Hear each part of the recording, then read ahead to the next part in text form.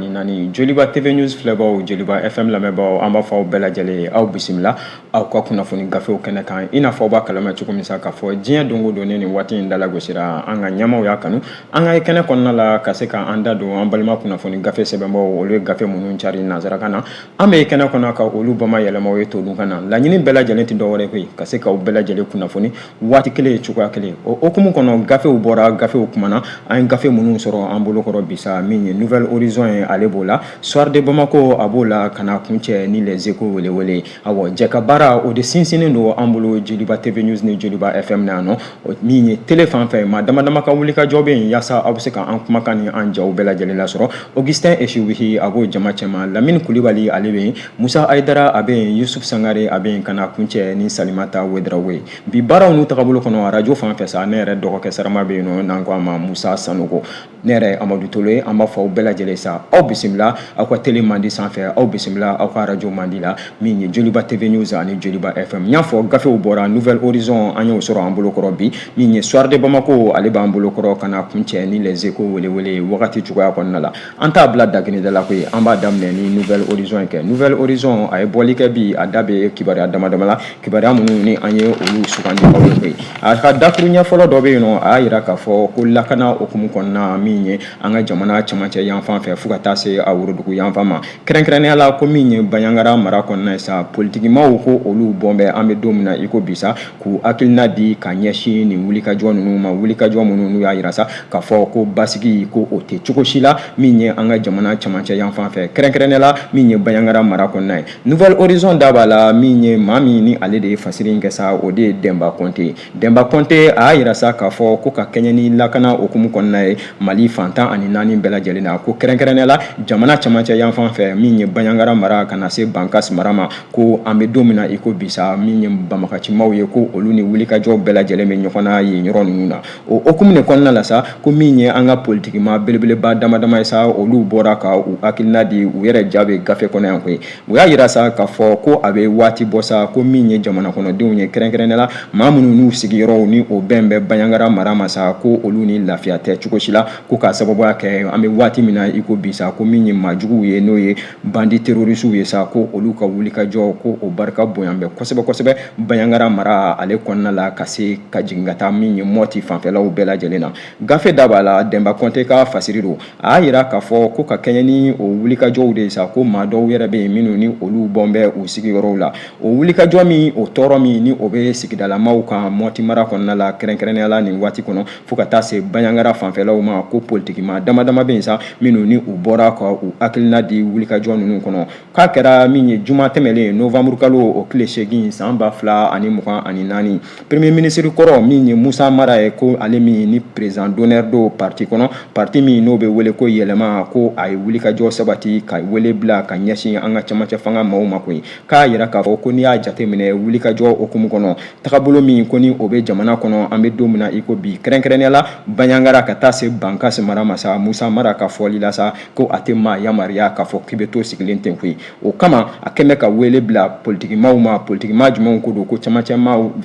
fanga maaw kana se min ye jamana ɲɛmaa minnu ni olu b'an kunna bi ko finitigiw yɛrɛ minnu ni olu b'an kunna kɛrɛnkɛrɛnnenya la sa ko u ka fɛɛrɛ bɛɛ lajɛlen sigi Musa Mara ka ɲɛfɔli la yaasa lakana ni basigi o bɛ se ka na cogoya minnu na an ka jamana cɛmancɛ yanfan fɛ kɛrɛnkɛrɛnnenya la Mɔti mara o fanfɛla la a y'a jira k'a fɔ ko wulikajɔ hukumu kɔnɔna la ko n'i y'a jateminɛ sa k'i b'a ye k'a fɔ ko waati ni waati min ye nin sigida ninnu bɛɛ lajɛlen sa ko gɛlɛya belebeleba bɛ yen nɔ lakana ko o hukumu kɔnɔ k'a sababuya kɛ ko maajugu o ni tagani ka seginw bɛ ɲɔgɔn na tagani ka segin minnu ni a kɛn bɛ sababu ye sa ko sigidalamaw yɛrɛ olu ka u yɛrɛ ɲini bɔn sen ka bɔn kun kan sira bɛɛ lajɛlen fɛ o hukumu de kɔnɔna la min ye Musa Mara ye sa a ko k'a bɛ wele bila min ye jamana ɲɛmaaw ma u kana u sigi k'u tɛgɛ d'u sen kan cogo si la u kana ɲinɛ nin sigiyɔrɔ ninnu kɔ ka fɛɛrɛ bɛɛ lajɛlen ɲini baaraw tagabolo kɔnɔ ko k'a sababuya kɛ jamana ɲɛmaaya a ti taa o kɔ Musa Mara ka ɲɛfɔli la ale tɛmɛlen kɔfɛ ka bɔ yen nɔ maa wɛrɛ bɛ yen min ni o fana ye politiki ɲɛmaa belebeleba ye sa ni an bɛɛ lajɛlen b'a wele ko yankɔrɔ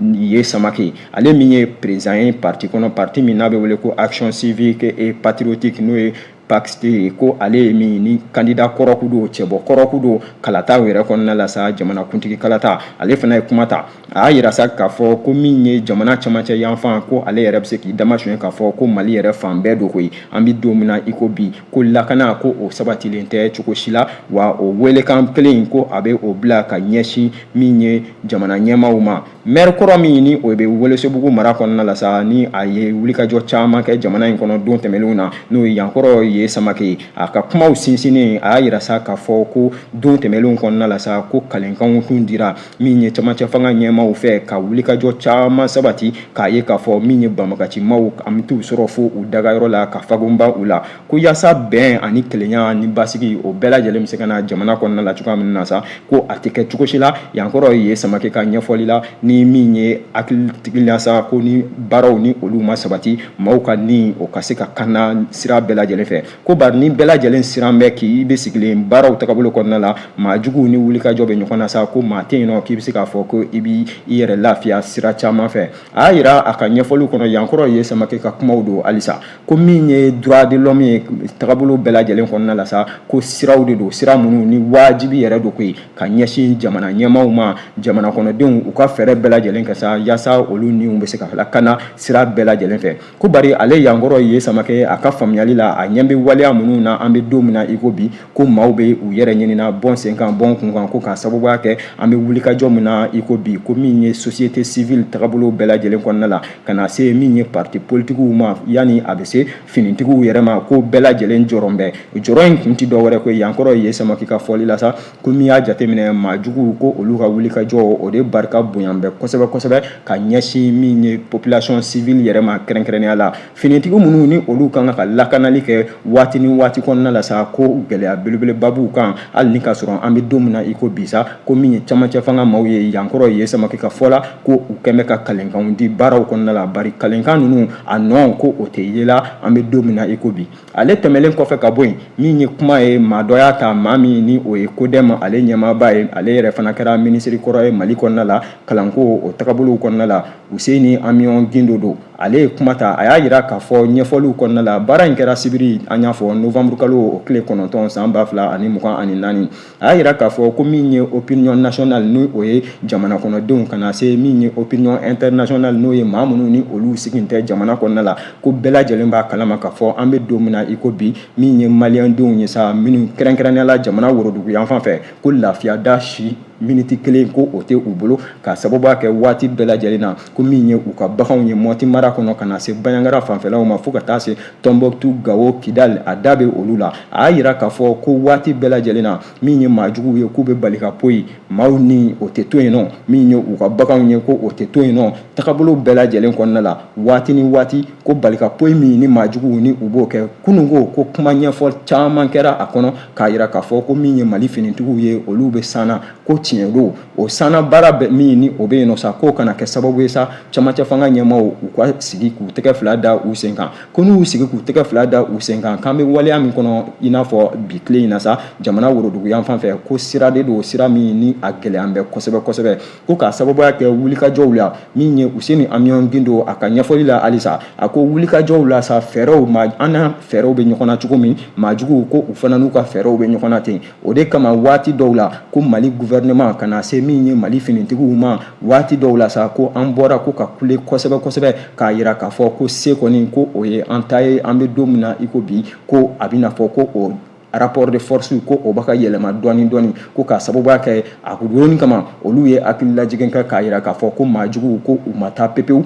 k'a sababuya kɛ u n'u ka fɛɛrɛw bɛ ɲɔgɔn na u bɛ bali ka tunu u bɛ bali ka poyi o siraw de hukumu kɔnɔna la Useni Amion Gindo ka ɲɛfɔli la a ko a sera ten sa min ye camancɛ fanga maaw ye u ka fɛɛrɛ bɛɛ lajɛlen sigi sen kan yaasa population olu bɛ se ka lafiya cogoya minnu na n'o ye sigidalamaw bɛɛ lajɛlen ka se ka taga ka segin ka o sabati jamana fantan ani naani bɛɛ lajɛlen na ko n'o ma kɛ kaban min ye gɛlɛya min ni an b'o kɔnɔna la sa maa tɛ se k'a fɔ bilen k'a fɔ ko lakana ko o sabatilen don kɛrɛnkɛrɛnnenya la min ye Baɲangara ta kɔnɔna ye Useni Amion Gindo ka fɔli la a ko maa ka n'i sigi koyi ko k'a sababuya kɛ a tɛmɛn bɛ Baɲangara yɛrɛ o fanfɛla kan an bɛ don min na i ko bi koyi a ko n'i ye Segu mara yɛrɛ jateminɛ ko min ye maa juguw ye ko u ye bali ka poyi dɔ kɛ kɔsani na min ye san fanfɛla ko o kɛra jamana camancɛ yanfan don ko jamana worodugu yanfan tɛmɛlen kɔfɛ ka bɔ yen Useni Amion Gindo ka fɔli la jamana camancɛ ko ni u b'o kɔnɔ sini u bɛna taa fan jumɛn ko maa kan ka k'i yɛrɛ ɲini ko la ni Mali finitigiw ani camancɛ fanga ɲɛmɔgɔw ko n'u ma fɛɛrɛ bɛɛ lajɛlen ɲini k'o sigi sen kan.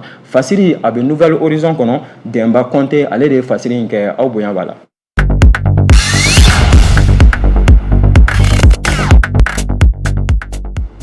An bɛ to ale Nouvelle Horizon kelen in kɔnɔ kɛ a da bɛ wulikajɔ wɛrɛ la koyi min ye Kemoko Jabate ale de ye o fasiri kɛ a y'a jira k'a fɔ ko dragage ka ɲɛsin min ye bawulen kɔnɔna ma ko sira min ni o bɛ taa la kɛrɛnkɛrɛnnenya la braquage don ko ka ɲɛsin min ye Kita o mara ma. Braquage ye mun ye ko min ye maajuguw ye sa waati ni waati ka bali ka poyi ka maaw ka ɲini ka olu ka sɔrɔfɛnw ka olu daragi u la ko o waleya o sinsin bɛ an bɛ don min na i ko bi Nouvelle Horizon ka fɔli la kɛrɛnkɛrɛnnenya la Kemoko Jabate ale de ye fasiri in kɛ ko sira belebeleba min ni o bɛ bɔ min ye bawulen kɔnɔna la k'i ɲɛsin Kita mara ma ko maajuguw ko olu bɛ wuli ka jɔla yen nɔ an bɛ don min na i ko bi k'a yɛrɛ kɛra sababu ye sa dɔgɔkun laban in na ko min ye tagani ka segin ye ka gɛlɛya belebeleba don o waleyaw la.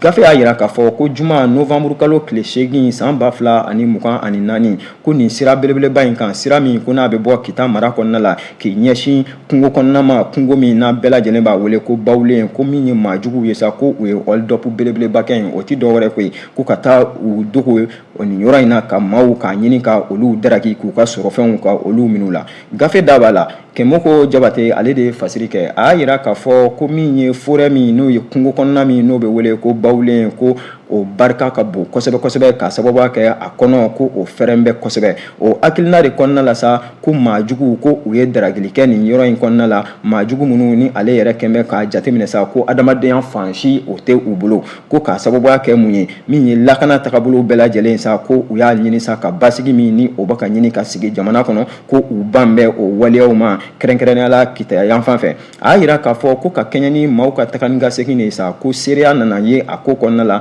k'a ye k'a fɔ ko min ye kalo 3 n'a kunkanfɛn ko an kun bɛ o la an bɛ don min na i ko bisa min ye maajuguw ye ko u tan bɛ u daga nin kungo belebeleba in kɔnɔna la bɛɛ lajɛlen b'a kalama ko waati ni waati u bɛ bali ka poyi kɛ min ye bolifɛntigiw olu minnu b'a ɲini ka bɔ sira ninnu fɛ sa ko ka gɛlɛya ka o ta k'u sɛgɛrɛ ko n'i ye bawulen kɔnɔna jate minɛ sa ka na se sigiyɔrɔ ma sigiyɔrɔ min kungo min n'a bɛ wele ko Faya ko kilomɛtiri 40 a n'a kunkanfɛn o de bɛ olu ni ɲɔgɔn cɛ ko bari juma tɛmɛlen min ye novembre kalo tile 8 san 2024 ko ka kɛɲɛ ni nɛgɛ kaɲa 18 ko su yɛrɛ kun ma ko koyi min ye maajuguw ye sa ko u ye bali ka poyi kɛ ka bila min ye bolimafɛntigiw mototigiw mobilitigiw hali sennama dɔw ka bali ka poyi kɛ ka ɲɛsin olu ma maramafɛnw sugu bɛɛ lajɛlen ko o bɛ u bolo ko a hukumu kɔnɔna la maa 5 n'a kunkanfɛn ko olu yɛrɛ bɔnɛna u ni na maa caman bɛ yen sa ko olu joginna nin waleya kɔnɔna la sa ko compagnie de transport dɔw bɛ yen nɔ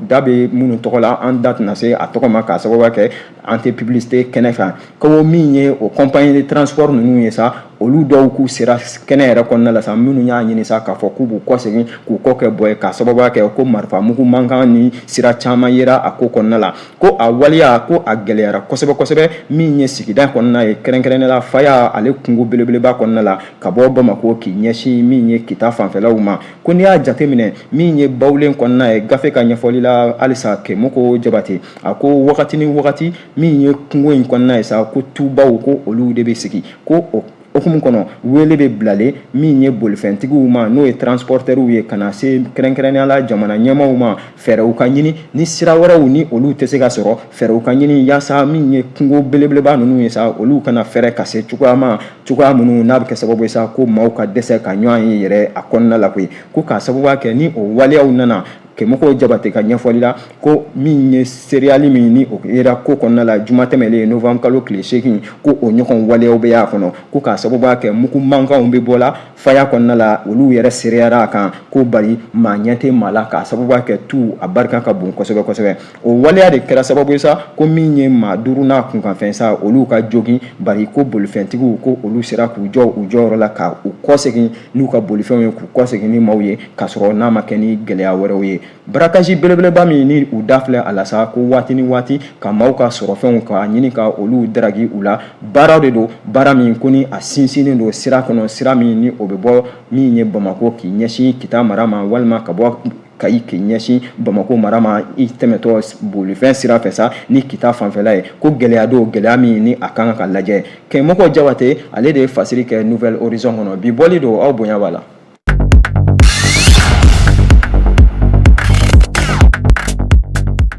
An bɛ to ale Nouvelle Horizon kelen in kɔnɔ kɛ a da bɛ farikolo ɲɛnajɛ o sira dɔ la Alpha Seso ale de ye fasiri kɛ a yira k'a fɔ ko ka kɛɲɛ ni Mali sɛkasi don n'o ye Aigle du Mali olu ka bɔli CAN Maroc 2025 o hukumu kɔnɔna la sa an b'a dɔn k'a fɔ farafinna bɛɛ lajɛlen kan ka ɲɔgɔn sɔrɔ 2025 san 2025 Maroc jamana kɔnɔna la o cɛbɔ hukumu kɔnɔna la sa o dolantan 5nan ani a 6nan o hukumu de kɔnɔna la sa ko Mali dege karamɔgɔ min ye Tom Selfie sa ko a ye sɛkasi dondo 25 ka olu sugandi don nataw kɔnɔ sa minnu ni u bɛna ye dolantan ninnu kɔnɔna la an da tɛna se a bɛɛ lajɛlen ma bari gafe y'a yira sa a ka ɲɛfɔli kɔnɔna la ko balina ko caman ma ye a la ko k'a sababuya kɛ maa caman bɛ yen nɔ sa ko olu dɔn bɛ Aigle du Mali kɔnɔna la a donni kama ko i n'a fɔ min ye Mohamed Kamara ni bɛɛ ko a ma camancɛ ko o bɛ a ko kɔnɔna la u ye sugandili minnu kɛ ko min ye maa dama dama ye sa ko maa bɛ se k'a fɔ ko olu ye maa kuraw ye hali ni k'a sɔrɔ u delila ka dolantan min ye Aigle du Mali cɛma ko min ye Fadi Sidiki Kulubali o bɛ o jama cɛma ko min ye kɛrɛnkɛrɛnnenya Ousmane Diallo o bɛ o jama cɛma ko nin baaraw bɛɛ lajɛlen kɔnɔna la gafe da b'a la min ye Alpha Seso a y'a yira k'a fɔ ko cɛbɔ minnu ni olu sugandira dege karamɔgɔ fɛ k'a bɛ n'a fɔ min ye farikolo ɲɛnajɛ dɔnbaw kɛrɛnkɛrɛnnenya Mali kɔnɔna la journaliste sportifu kana se min ye entraîneur ma fo kana se consultant ma journaliste minnu ni olu ka baara ye farikolo ɲɛnajɛ tagabolo ye sa k'u tun sigin bɛ ni nin waleya ninnu ye koyi gafe da b'a la a y'a yira k'a fɔ ko nin waleya ninnu bɛɛ lajɛlen kɔnɔ min ye Alpha Seso ye sa ko cɛbɔ minnu ni olu sugandira a bɛna fɔ ko jama fanba o jɛra ni o waleyaw ye cɛden 25 min ni olu taara ko waati sera ten sa u ka wulikajɔw ka ɲini ka olu sabati wulikajɔ minnu n'a bɛna kɛ sababu ye sa Aigle du Mali u ka se k'u jɔ u jɔyɔrɔ la ko baara bɛɛ lajɛlen Aigle du Mali kan ka ŋaniya sigi sen kan an bɛ don min na i ko bi min ye o wulikajɔw ye olu de ka sabati yaasa min ye wulikajɔ min n'u bɛna t'o kɛ Maputo n'o ye Mozambique faaba kɔnɔna ye ka sababu kɛ Mali ni dolantan jɛkulu min n'o bɛna ɲɔgɔn sɔrɔ o de ye o ye ko a wulikajɔ min ni a bɛna kɛ sa ko Aigle du Mali kan ka jaabi bɛɛ lajɛlen sɔrɔ Alpha Seso ka ɲɛfɔli la ko fo k'a fɔ ko Mali tira de an b'a fɔ Ala k'an n'o cɛ janya ko n'o tɛ ka ban min ye se walima dɛsɛ ɲɔgɔnna ko o b'an yamaruya halisa an ka yanga o ka bonya baaraw tagabolo kɔnɔ a y'a yira k'a fɔ ko dege karamɔgɔ ko a ye wulikajɔ min ko a kɛra sababu ye cɛden minnu ni maaw tun bɛ olu kɔnɔ la olu kɔni tɔgɔ ko o ka ye a ko kɔnɔ bari yala u bɛna se k'u jɔ u jɔyɔrɔ la wa yala u tɛna se k'u jɔ u jɔyɔrɔ la wa Alpha Seso ka fɔli la sa ko dolantan kɛnɛ o de bɛ o ko fɔ ko hakililajiginna min ye jɔkɔlɔsiba filaw ye sa an bɛ an da don olu tɔgɔ la jɔkɔlɔsiba saba don ko min ye Jigi Jara ale sugandira ka bɔ Young Africa la ko o ma kɛ balinako ye ko Yusuf Koyita ka bɔ Joliba AS kɔnɔ ko o ma kɛ balinako ye gafe da b'a la a y'a yira ko Ismaël Jara Jawara ka bɔ Stone Cold ko o fana ma kɛ balinako ye a bɛ gafe kɔnɔna la Nouvelle Horizon ni maa min b'a fɛ k'a tɔ fɛsɛfɛsɛ sa i bɛ se gafe sanni ma Alpha Seso ale ka fasiri kɛlen don ka ɲɛsin min ye Mali sɛkasi don olu ka 5e journée ani 6e journée o bɔli ma aw bonya b'a la.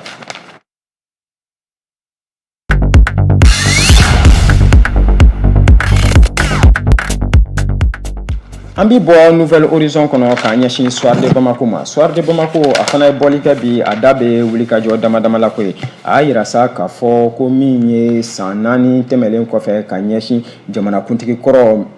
président Amadou Toumani Touré ale ka taɲali hukumu ma an b'a fɔ Ala ka lahara sɔn sumaya a ye sa a kɛn bɛ ka gafe bɔ o ko hukumu kɔnɔ Amadou Toumani Touré a jɔn don a ka wulikajɔw jumɛnw kɛra gafe min ni a da b'a la bi Soir de Bamako don ka ɲɛsin Mayimuna Dunbiya ale de ye fasiri kɛ a y'a yira k'a fɔ ko ka kuma jamanakuntigi kɔrɔ président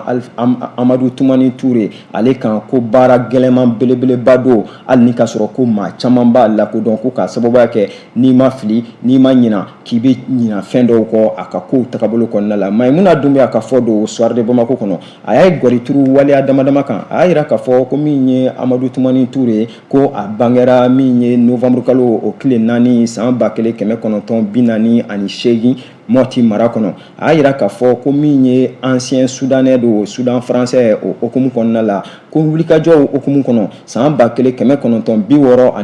ani san 1969 waatiw kɔnɔ ko a kɛra min ye kalanden école normale supérieure secondaire de Badalabugu la Bamako faba kɔnɔ yan. O wulikajɔw okumu kɔnɔna la ko o nana yamaruya a ka ye finitigiya siraw fɛ kɛrɛnkɛrɛnnenya la école interarme Kati mara kɔnɔna la ko olu ka régiment min n'a bɛ wele ko 33e régiment ko Amadou Toumani Touré ɲɛfɔli kɔnɔ a ye wulikajɔ kɛ nin tagabolo ninnu de kɔnɔ ko ka ɲɛsin min ye mars kalo wagati b'an kɔ la an b'a basurunya ko min ye mars kalo san 1991 n'an ko 1991 k'a ma dogo maa si la nin donni kama sa ko Amadou Toumani Touré ale tun bɛ jɛkulu ɲɛfɛ jɛkulu minnu ni olu de ye fanga daragi ka o kɛ ka bɔ min ye Moussa Traoré général Moussa Traoré ale ka fanga ko daragi ko camancɛ fanga o baara nana ye a kɔnɔna la Amadou Toumani Touré a kɛra ɲɛmaa ye o camancɛ fanga kɔnɔ ko bari olu ye fanga ka o segin min ye civiliw ma san 10 tɛmɛlen kɔfɛ ka bɔ yen ko a kɛra cɛbɔ ye kalata la kalata min ni a y'a sinsin ko deuxième tour o nana ye ale ni min ye président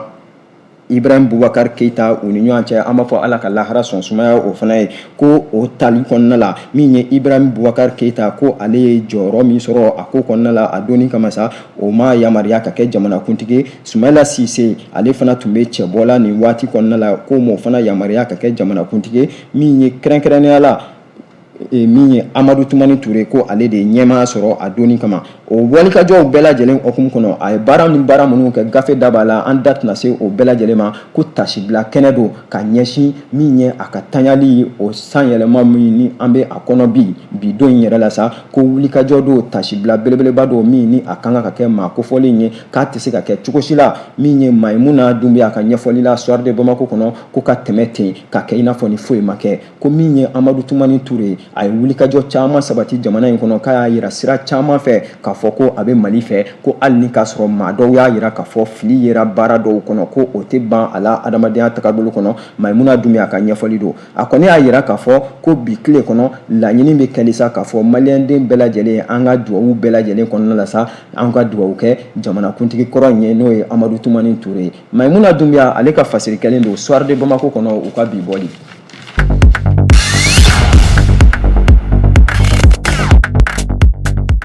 An bɛ to ale soir de Bamako kelen in kɔnɔ kɛ a da bɛ wulikajɔ la ko ye a y'a yira k'a fɔ ko affaire outrage à magistrat n'o ye sariya tagabolo dɔw ye sa ko général Yaya Sangare ko a bɛna fɔ ko ale ka waleyaw bɛɛ lajɛlen sa a bɛna lakodɔn kiiri tigilamɔgɔw fɛ ko bi donni in yɛrɛ kama koyi Maimouna Doumbia ale de ye fasiri kɛ a y'a yira k'a fɔ ko maa kofɔlen min ni a sɛgɛsɛgɛra kiiri bunakun kan min ye tribunal